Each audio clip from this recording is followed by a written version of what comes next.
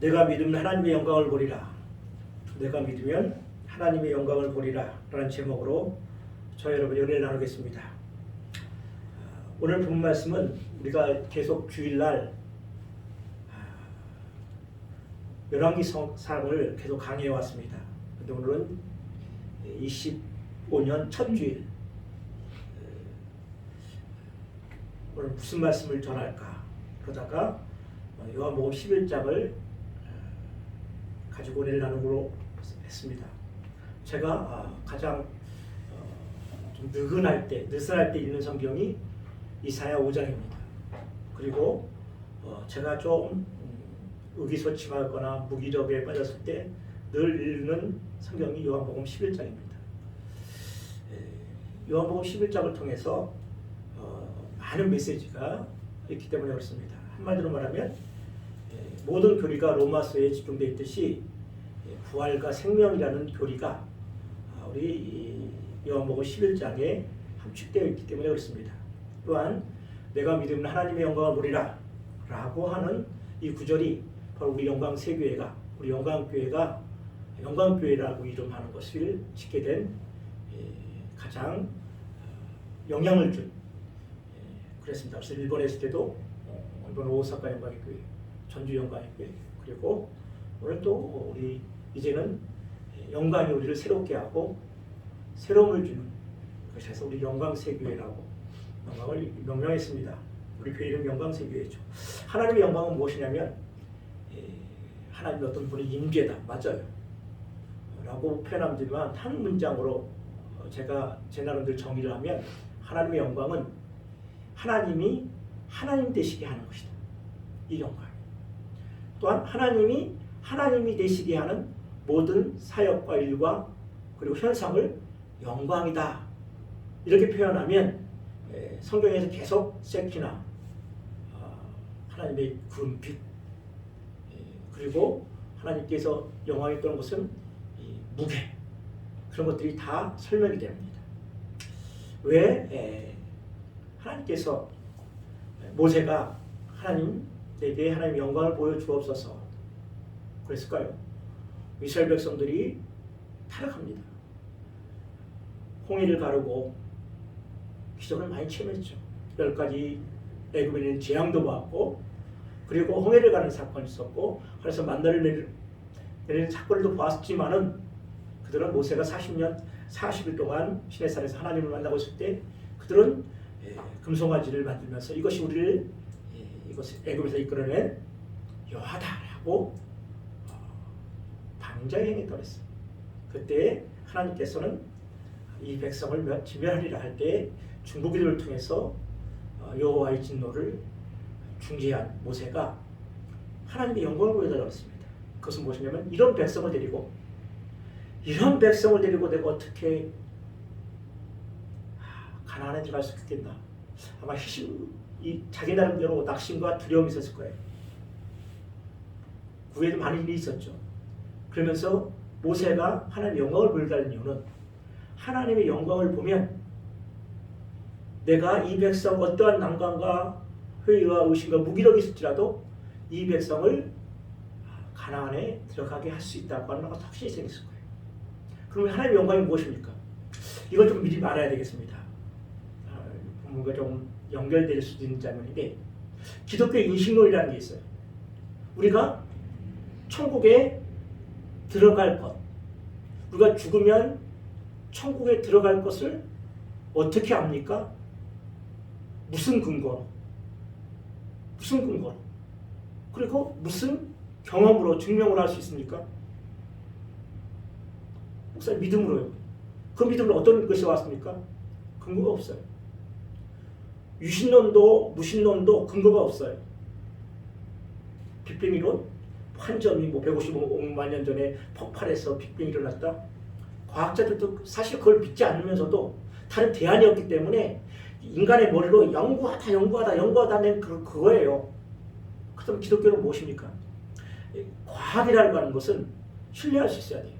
그래서 여러 번 실험을 통해서 관찰했던 것들이 계속 똑같은 결과를 이뤄낸다. 이게 과학이에요. 그래서 우리는 그걸 진리로 믿고 있어요. 그렇다면 기독교 진리는 무엇입니까? 세상 사람들에게 하나님을 믿으시면 천국에 간다. 어떤 근거를? 우리는 그러나 믿고 있죠. 왜 그렇습니까? 믿음이라는 것 통해서. 그렇다면 그 믿음이라는 것들이 하나님이 없다고 하는 것도 믿음이에요. 그럼 하나님이 있는 것도 믿음인데 유신론자가 무신론자에게, 무신론자가 유신론자에게 강조할 수 있냐는 거예요. 기독교 인식론이 어떤 것이냐면 우리가 하나님을 내적으로 확신하게 되는 것. 다시 말하면 하나님께서 살아계시다는 것을 예배를 통해서 내적으로 확신이 오는 것.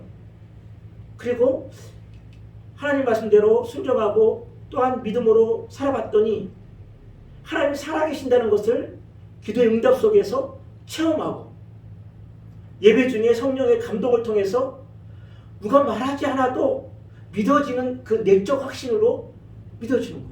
그리고 하나님의 말씀을 지켰더니 하나님의 말씀대로 이루어지는 것이고 하나님의 성실하심과 인자하심과 하나님의 헤세드와 에메트 진리 되시고 인자하심 살아계시다는 것이 확신이 오면 그 확신 때문에 이 하나님은 거짓말하지 않으신 분이시고 신실하신 분이고 사랑하시는 분이기 때문에 사랑하는 자를 지옥으로 보낼 리가 없고 이 신실하신 이가 거짓말하시는 분이 없으니까 천국에 간다는 기록이 있으니까 믿는 거예요. 이게 기독교 인식론이에요. 그런데 어떻게 그 인식이 확신이 될 수 있습니까? 하나님의 영광을 보면 하나님의 영광이 뭐죠? 하나님이 하나님 되시게 하는 거예요. 그것을 체험했더니 하나님의 영광을 봤더니 이게 하나님이라는 걸 봤더니 그 다음에는 뭡니까? 그 다음 다 믿어지는 거예요. 그래서 하나님께서 모세가 하나님의 영광을 보여달라는 거예요. 하나님이 살아계신 것을 눈으로 본 것보다 더 확실하게 보는데 더 느끼는데 그 하나님께서 말하신 것을 믿지 않을 수가 없죠. 이 기독교 인신론이에요. 인신론이 뭡니까? 어떻게 아냐 그런 뜻이에요. 그 아는 방법을 논하는 것이 인신론인데 그래서 하나님의 영광을 보여달라는 거예요. 우리는 하나님이 우리와 함께 계심을 그리고 우리가 죽어서 천국에 간다는 것을 뭘로 알 수 있습니까?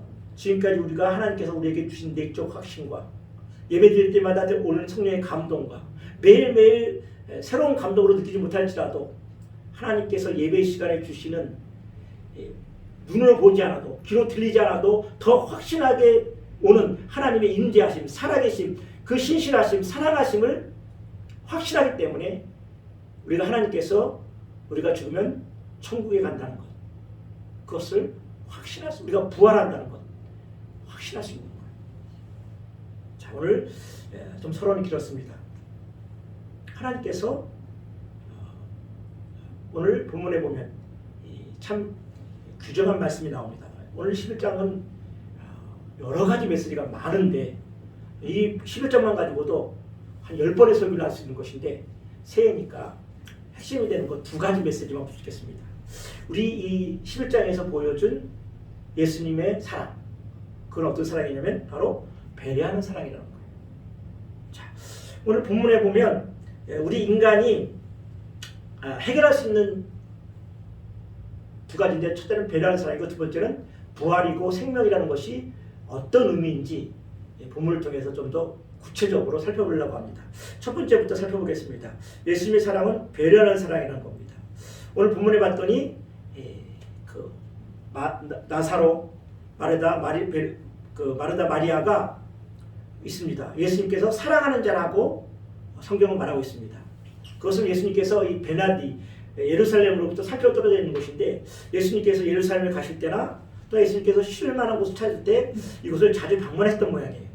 성경도 그렇게 말씀하고 예수님도 실제로 그렇게 표현하고 계십니다.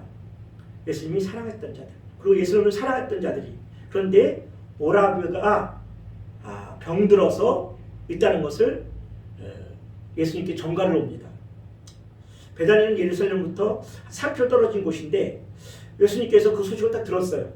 듣고 난 다음에 우리 같으면 사랑하는 자가 병들었다? 빨리 가보자. 그렇게 얘기했을 거예요. 우리는 이미 이 성경 그것을 다 알죠. 예수님께서는 이 소식을 듣고 난 다음에 이틀간 더 머무셨어요. 그리고 실제적으로 또한 나사로를 직면한 것은 나흘이 지난 다음에 그 팔레스타인은 더워서 금방 시체가 분배돼요. 예수님께서 왜 이렇게 지체하셨습니까? 예수님께서 일부러 지체하셨어요. 예수님께서는 그 자리에서도 말씀을 보내서 치료할 수 있어요. 백부장이 오죠. 백부장이 예수님께 찾아와서 말씀합니다. 내 하인을 치료해 주시옵소서. 병이 들었나이다. 그때 예수님께서 방문하시죠. 그런데 백부장이 나와서 마주하는 게 뭡니까? 우리 집에 오신 걸 감당할 수 없습니다. 나도 남의 수하에 있는 사람이고 내 밑에도 수하가 있습니다. 내가 가라면 가고 오라면 오고 하라면 합니다. 여기서 말씀만 하옵소서. 주님이 우리 집에 오는 걸 감당하지 못하겠나이다. 예수님께서 뭐라고 말씀하셨습니까? 이스라엘 백성 중에 이만한 믿음이 본 적이 없다. 왜냐하면 시공간을 초월해서 말씀만 하시면 그 말씀이 병자를 고칠 수 있다는 것을 이 백부장은 알고 있다는 거예요. 영이라는 걸 알 수 있다는 거예요. 그 명령이란 영이에요. 그게 아니라 알고 있었다는 거예요. 직접 가서 안수하고 기도하는 것 그렇죠. 백부장의 그렇게 나올 수 있지만 백부장의 하인은 예수님께서 말씀하실 때 나왔어요. 그래서 집으로 돌아가 봤더니 하인이 나왔대요. 근데 언제쯤 나왔더니 예수님께서 그렇게 말씀하실 때죠. 그렇다면 자 오늘 보세요. 사랑하는 자예요. 백부장의 하인 아무도 본 적도 없고 알지도 못하는 것을 백부장의 믿음을 보고 고쳐주셨다면 이 나사로의 병을 우리 예수님께서 그 자리에서 나가라 하면 될 거 아니에요. 그 정관을 받을 때. 근데 예수님은 이틀 동안 더 머무르시고 나흘째 된 날 나사로를 막다트립니다. 썩어 냄새나는 거예요. 왜 그랬을까요? 일부러 그러셨던 거예요. 왜 일부러 그러셨을까요? 예수님께서 제자들에게 말씀하십니다.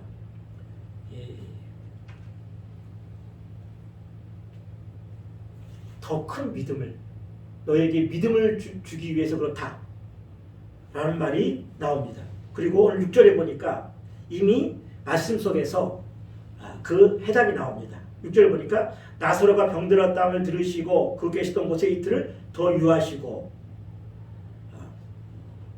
성경에는 원래 그 원문에는 접속사가 있는데 그 빠졌어요. 어떤 접속이냐면 나사로가 병들었을 때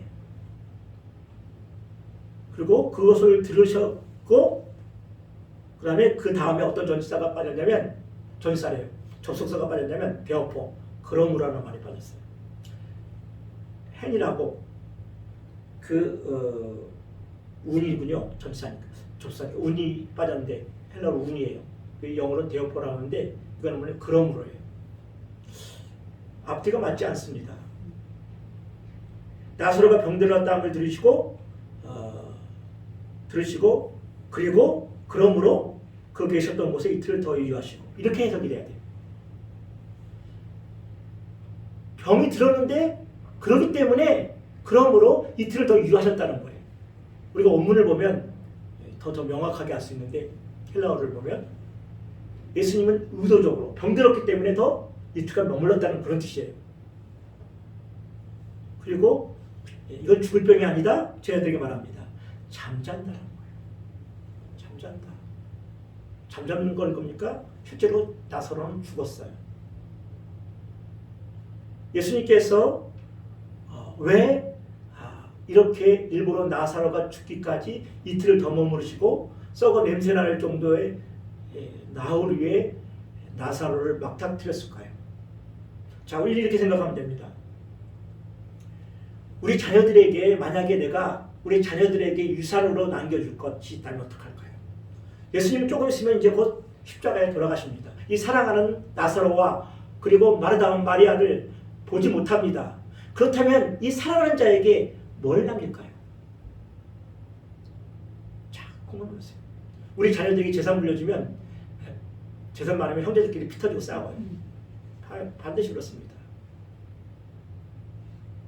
돈 앞에 형제 위에 없어요. 자식들에게 뭐 줘야 될까요? 믿음 줘야 돼요. 예배자가 되게 하고 기도자가 되게 하는 것, 그것만 물려주면 자녀들은 다 살아나요. 다 살아나. 재산 주면 형제들끼리 피 터지고 싸우고 갈라지고 심지어는 미리 세금 주면 부모 버려요. 요양원에 보내요. 자녀들에게 뭐 줘야 되죠? 믿음 줘야 돼요. 그게 유산 줘야 돼요. 자녀들에게 반드시 예배적으로 살게 해야 돼요. 아멘. 자녀들에게 분명히 기도하는 법을 가르쳐줘야 돼요. 아멘. 우리가 금요일 날 소개했죠. 나무를 사지 말고 산을 사라고.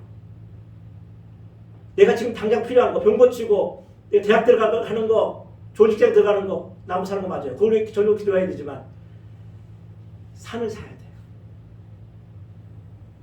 예수님께서는 나사로의 병 고칠 수 있었어요.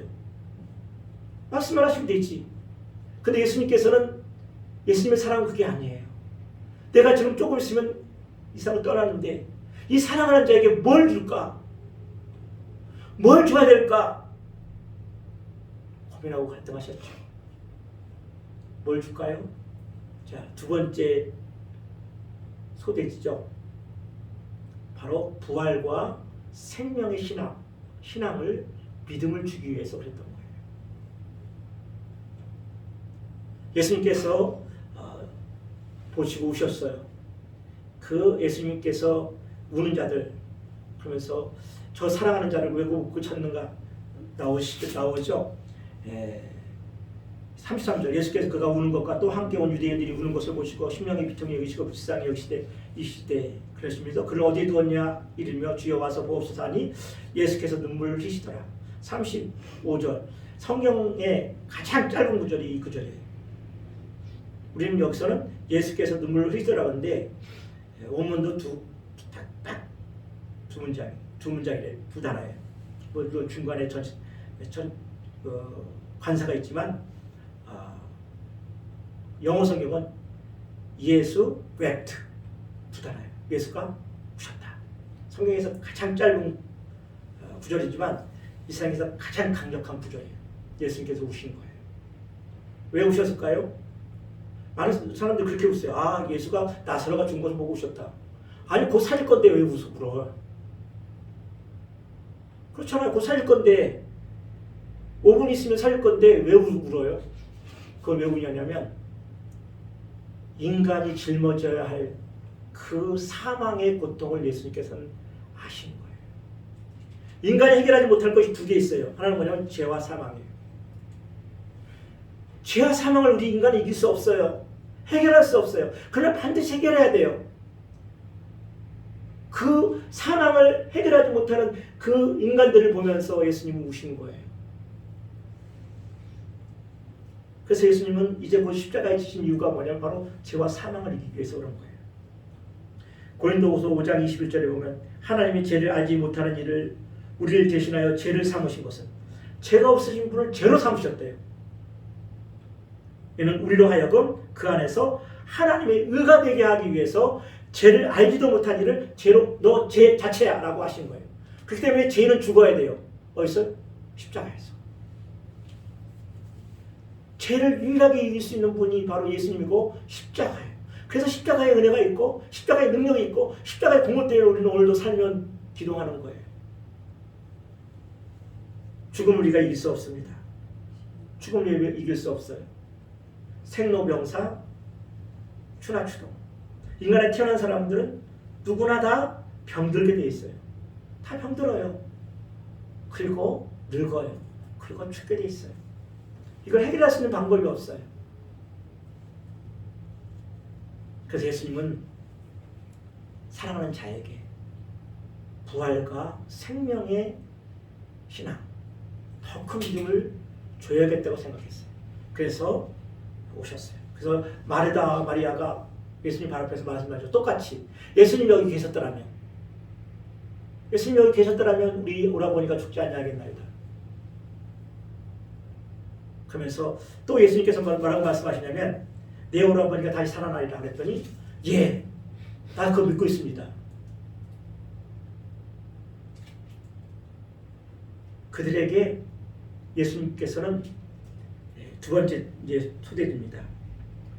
첫째는 예수님이 배려하는 사랑을 보았고 두 번째는 부활과 생명의 신앙이 뭐냐는 겁니다.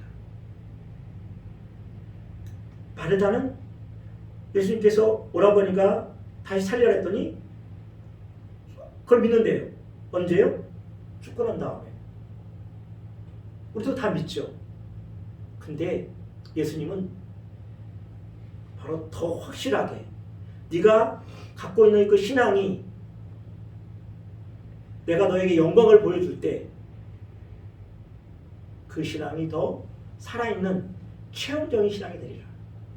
그러면서 나는 부활이요 생명이니 나를 믿는 자는 죽어도 살겠고 무릇 살아서 나를 믿는 자는 영원히 죽지 아니하니 내가 이것을 믿느냐? 좀 어려운 구절이 있습니다. 이거 좀 해석해 드릴게요. 예수께서 이르시되 나는 부활이요 생명이니 나를 믿는 자는 죽어도 살겠고 그러네. 죽어도 살겠고 그런데 살아서 나를 믿는 자는 영원히 죽지 않는다고 했어요. 살아서 믿는 자가 어떻게 영원히 죽지 않는다고 했습니까? 그 해답이 바로 앞에 있습니다. 나사로가 잔다라고 했어요. 우리는 죽는 것이 아니라 자는 거예요. 자는 거예요. 그래서 영원히 죽지 않는 거예요. 이것을 보여주기 위해서 지금 나사로가 죽었지 네가 보기에. 그런데 내가 깨어날 거야. 그렇다면 영원 죽는 사람은 살아나지 못해요. 그런데 그가 자고 있기 때문에 예수님께서 흔들어 깨우신다는 거예요. 할렐루야. 이게 살아서 영원히 죽지 않는 거예요. 우리는 그냥 자는 거예요. 그래서 우리가 자면 자다가 눈 깨면 둘러보면 이 세상이네. 그리고 눈 감고 눈 떠서 너무나 화려하고 좋은 곳이면 이게 천국이네. 그러는 거예요. 그냥 자는 거예요. 죽음이 고통 필요 없어요. 고통이 좀 따르긴 따르죠. 왜냐하면 잠을 못 지는 사람들에게는 죽는 것도 좀 고통스러울 수도 있어요. 잠이 불면증이 있는 사람들은 농담입니다. 잔다는 거예요. 우리가 잘 때 자는 연습 통해서 우리가 죽음도 이런 것이라는 것을 보여주시기 위해서 예수님께서 잔다라고 얘기합니다. 우리 크리스찬들에게 죽음은 없어요. 예수님께서 이미 십자가에서 죽음을 이기셨기 때문에 이제는 다 천국에 들어가요. 천국에서 주님을 만나볼 수 있는 거예요. 그것을 말씀하시기 위해서 봐라. 마리아야 마르다야. 내 사랑하는 자야. 네가 부활할 걸 믿느냐? 예, 믿어요. 그런데 내가 하나 더 보여줄게. 너희가 지금 죽는 거는 자는 거야. 부활은 그냥 깨는 거야. 나사로가 썩은 냄새가 나서 왜 우리 인간이 3일 만에 매장을 하죠? 3일 만에 매장을 하는 이거는 혹시 그 임사 상태에서 그냥 죽었다가 신을 멎을 때 돌아올 확률이 있기 때문에 3일 후에 매장을 하는 거예요. 근데 3일 동안 오면 이제 몸이 사후 경직이 일어나죠. 사후 경직이 일어나가지고 안에서 막 이제 그렇습니다. 그래서 막 모든 구멍 다 망해요. 그건 살아도 죽어요. 왜냐하면 이미 장기가 다 썩어서 모든 구멍으로 부패물이 나오기 때문에 경직되어서 그 사람은 생명이 돌아와서 죽은 거예요. 그렇기 때문에 3일 후에 장사를 해요. 근데 나흘이래요. 이 말은 무엇이냐면 예수님께서 그냥 가사 상태에 있는 것을 깨운 게 아니고 너희들 봤지? 냄새나는 거. 왜 아브라함이 100세에 아기를 낳았을까요? 왜 사라가 생리가 다 끊어져서 나올 수 없는 게 나왔을까요? 혹시 생리가 좀 있거나 남아있거나 할 때 나면 그냥 생물학적 원인으로 불임하다가 나올 수 있어. 그렇지만 완전히 다 끊어놓은 상태에서 하면 하나님의 기적이라는 거예요. 하나님께서 아브라함에게 내 자손을 하늘의 별처럼 땅에 바다의 모래처럼 많게 하리라 라고 말씀하셨는데 예, 믿습니다. 그럴 수 있어요. 그러나 이 이삭을 낳게 함으로 말미암아 그렇게 낳게 함으로 말미암아 하나님은 내가 100세 때 그리고 우리 사라가 90세 여자의 생리가 다 끊어지고 해산할 수 있는 모든 가능이 끊어졌을 때 불가능할 때 이삭을 준 것처럼 하늘의 바다의 모래처럼 하늘의 별처럼 많게 하실 수 있다는 것을 믿게 하신 거예요. 이게 처음에 시작했던 기독교 인식론이에요. 내가 불가능한 것을 믿었는데 그 하나님께서 불가능한 것을 말씀하신 것을 믿음으로 하나님은 신실하시기 때문에 거짓말을 안 하시다. 그렇다면 그 위에 나가시는 말씀도 내가 믿을 수밖에 없다. 이게 기독교의 신앙이에요. 그래서 교회 예배 드리라는 거예요. 계속 말씀을 들으라는 거예요. 믿음은 어디서 온다 그랬어요? 하나님 말씀에서 온다 그랬어요. 들음에서 온다 그랬어요.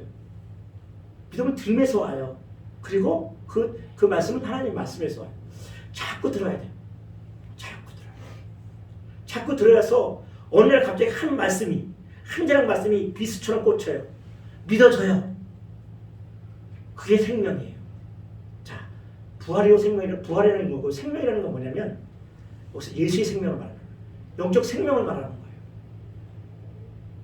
지금 예수님께서 마르다 마리아에게 나는 부활이요 생명이니 나를 믿는 자는 죽어도 살겠고 살아있는 자는 영원히 죽지 아니하라. 이 한 말씀이 나사로가 살아나는 걸 보고 비수같이 꽂히는 거예요. 하나님의 영광을 본 거예요. 이분이 하나님의 아들이다. 죽음을 이기신 하나님의 아들이다. 이분이 죽음도 이기시고 말씀하신 것들은 다 진리다. 그래서 다 진리인 거예요. 이제 알겠어요? 왜 기독교가 진리라는 걸 알겠습니까? 그래서 하나님을 체험하지 않으면, 그래서 하나님을 알지 못하면 보장을 못해요. 그래서 알미니안주, 감리교나 성결교 같은 건 그 영광을 체험하지 못하고 그 인식을 알지 못하고 그 기독교적인 인식을 알지 못하면 구원이 취소될 수 있고 불확실하다. 어떤 의미에서는 저도 그게 동의를 해요. 우리 교회는 장로교지만 한 번 구원은 영원한 구원이라고 하지만 또 그들이 그 주장하는 것도 일리가 있어요. 어느 정도. 그래서 모세가 하나님 영광을 보여달라는 거예요. 예배 참석해야 돼요. 예배 속에서 어느 날 주시는 그 한마디 말씀이 하나님의 말씀은 믿음은 씨앗으로 숨겨요. 씨앗으로 들어와 생명의 씨앗의 말씀이 들어와서 내 안에서 비가 오고 바람이 불고 싹이 트고 나서 자라고 열매를 맺는 것이지 열매처럼 주시지 않아요. 그래서 또한 예배를 드리고 말씀을 들어보면 그 굳건하게 줄기가 올라가고 가지를 치고 열매를 맺는 거예요. 하나님 말씀인 거예요. 생명은 뭐냐면 바로 그거예요. 생명의 풍성한 생명. 내가 생명이라는 것은 어떤 것이냐면 바로 풍성한 생명. 예수님의 생명, 신적 생명을 말해요. 우리 인간이 타락했을 때 오는 것이 딱 하나 있어요. 뭡니까? 결핍이에요. 결핍. 우리가 지혜가 부족했기 때문에 결핍하기 때문에 하나님을 우리 힘으로 찾을 수 없어요. 사랑이 결핍하기 때문에 하나님을 사랑할 수 없어요. 우리 능력이 없기 때문에 우리가 이 세상에서 살아갈 수 없어요. 그래서 이 세상은 경쟁과 피 흘리는 거예요. 결핍하니까 조금이라도 더 뺏어와야죠. 그래서 치열한 경쟁이 있고 욕심이 있는 거예요. 그런데 하나님의 나라는 예수의 생명 풍성한 거예요. 하나님의 생명 풍성하니까 적대감이 없어요. 그래서 이사야는 뭐라고 말합니까? 어린아이가 독사굴에 손을 넣고 소가 풀을 던지리라. 어린 양이 이리와 살고 염소화가 평온과 함께 누우리라. 이 천국이에요. 적당함이 없어요. 그걸 풍성하니까. 너무나 풍성하니까. 매일매일 생활하면서 매일매일 뷔페처럼 먹어요. 소화도 잘 돼요. 그렇다면 그렇게 풍성하게 먹으면 집에 가서 식은 밥 덩어리에 김치 하나 먹고 행복한 사람 있을 거예요. 하늘나라는 천국잔치예요. 그래서 왜 하나님 나라를 신약에서 예수님이 계속 천국잔치로 보이냐면 천국처럼 풍성하다는 거예요. 이 결혼잔치처럼 풍성하다는 거예요. 풍성하다는 거예요. 행복해요. 생명이 풍성해요. 그렇기 때문에 병들지도 않아요. 슬픔이 없어요. 눈물과 저주가 없기 때문에 굳이 대적할 필요가 없어요. 거기는 생명이 풍성하기 때문에 사자가 소처럼 풀을 뜯고 어린아이가 독사굴에 손을 넣고 샬롬이 있고 즐거움이 있어요. 매일매일 즐거움 살아요. 어떤 사람은 또 그렇게 얘기를 하는 사람이 있어요. 매일매일 즐거움이 있다면 어디 지루해서 곤대스로 어떻게 사느냐. 거기는 슬픔도 없고 저주가 없다 그랬죠. 권태는 저주예요. 권태가 없기 때문에 매일매일 즐거움을 살아요. 그래서 어떤 신학자는 그런 식으로 표현하더라고요. 인생에서 가장 즐거울 때가 언제냐? 내가 대학에 합격해, 어려운 대학에 합격해서, 취업에 합격해서, 결혼할 때, 그냥 엔도핀이 막 100배로 쏟아지고, 다이도핀이 쏟아져서 막 그걸 느낄 때, 그것이 지속되는 상태다.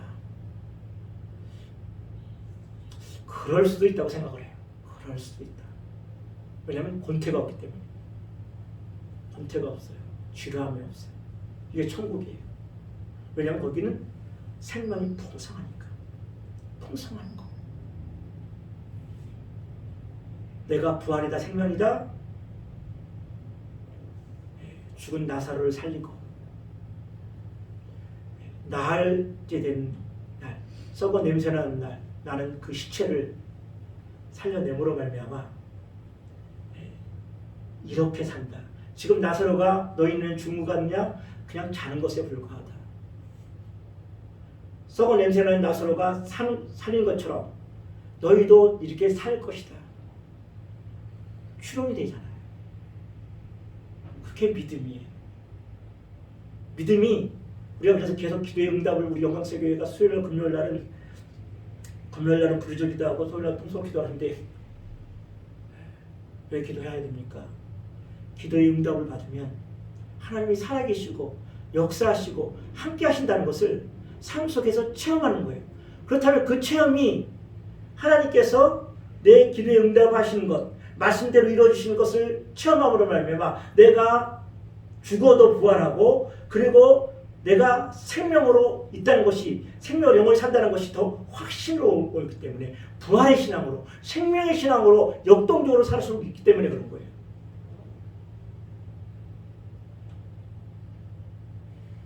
우리 인간은 하나님의 영광을 봐야 됩니다. 하나님의 영광을 봐야 돼요. 하나님이 하나님 되시게 하는 것. 하나님이 하나님 되시게 돼요. 우리 삶 속에 하나님 나라를 위해서 가장 중요한 것. 내가 예배자로 사는 거예요. 무조건 예배자로 살아야 돼요. 내가 제물이 돼야 돼요. 성막에 들어가면 제일 먼저 맞닥뜨릴 것이 무엇이죠? 번제단이에요.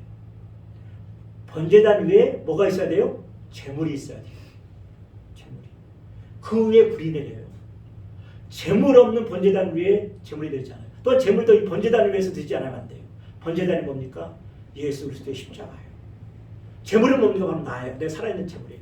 내가 십자가에 못 박혀야 돼요. 내가. 그렇지 않고서는 절대 하늘에 불이 내리지 않아요. 그러므로 내가 산 것이 아니요 내 하나님 그리스도가 산 것이라. 골고다의 신앙, 골고다의 십자가가 있어야 오순절 날에 성령의 역사가 있어요. 풍성한 역사가 있어요. 번제단 위에 제물이 있어야 불이 내리는 거예요. 예배가 있어야 불이 내리지. 기도가 있어야 불이 내리지. 그래서 그 불 가지고 어디로 가요? 성소에 들어가서 우리 배웠잖아요. 성막.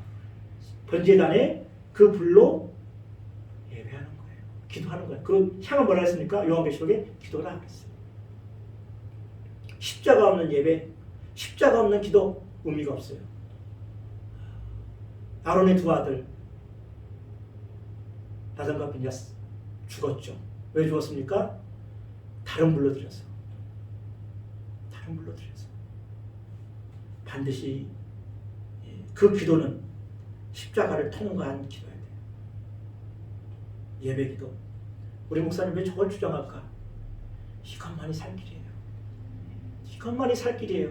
나머지 다는 그냥 우리가 이것을 지금으로 말미암아 우리가 은혜 받았기 때문에 내가 하나님 앞에 예배할 지도자로 살아서 하나님의 은혜를 받았기 때문에 그 나오는 그 하나님의 감사함과 그 감동으로 구제도 하고 선교도 하고 봉사도 하고 하는 거예요. 근데 이것을 소홀히 해서 예배하고 기도하는 걸 소홀히 하고 마르다가 예수님께 책망받았죠.